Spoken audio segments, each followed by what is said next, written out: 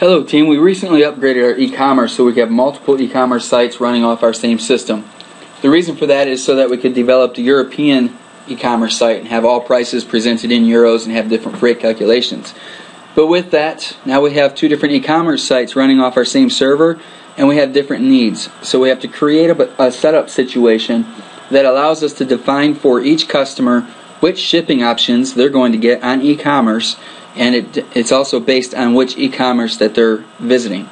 So I'm going to show you real quick how do you find out and how do you set up which shipping options a customer can see on their e-commerce site.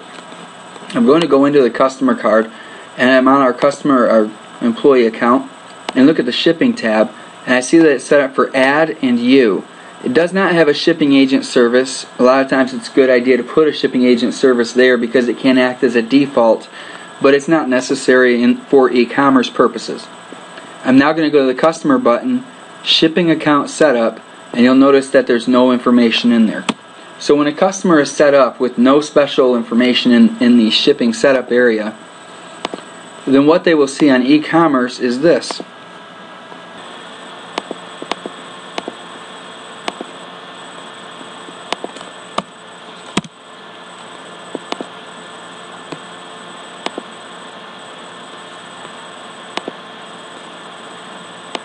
You'll see that they now have all the shipping options that are related to UPS. And if I set them up as FedEx, I've now changed this customer to have the FedEx shipping options.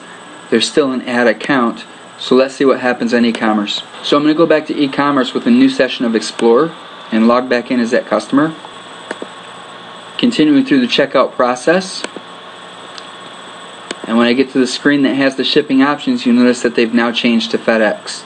Now I want to show you what happens if we set up some third-party or special accounts. I'm back in the Vision, go to the customer card, and I'm going to leave this information the same. I'm on the same customer, and this is the default information on the shipping tab. The way to override that with special setup, that's under the customer button, shipping account setup.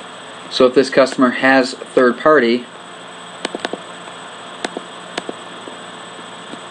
and let's say their third-party is for FedEx, and they want to use their third-party account when they're shipping one-day saver.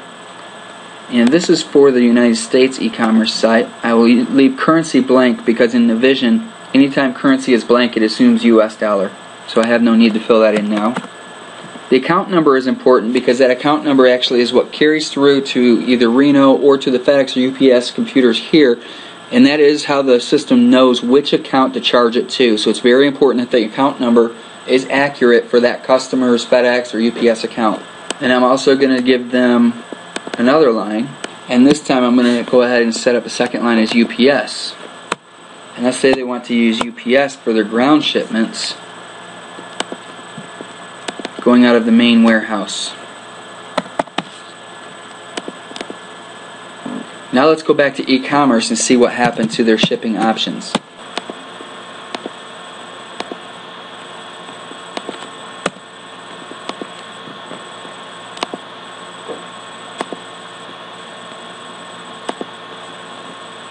You'll see now that the shipping options are no longer FedEx or UPS with all of the different shipping agent services, because this is set up as third party and the customer gave us two third party accounts. In this example, they would have given us a FedEx account for their expedited shipments, and we entered that in for the next day air. The key to this is if you use the shipping account number setup per the customer's specific setup, you do have to set up one line per each scenario. The reason for that is because some customers use different account numbers for their next day air versus 2-day versus 3-day versus ground and so forth. So the flexibility is there for us to allow our customers to tell us what account they want it billed to based on that shipping service. The downside to that is we have to set up each one of those individually when we set up that customer's account.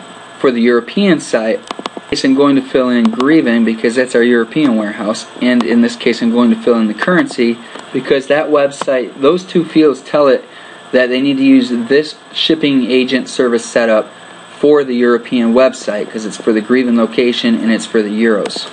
I'm on our international site, and in the checkout process, the options that I have are directly related to what's set up on that customer's card.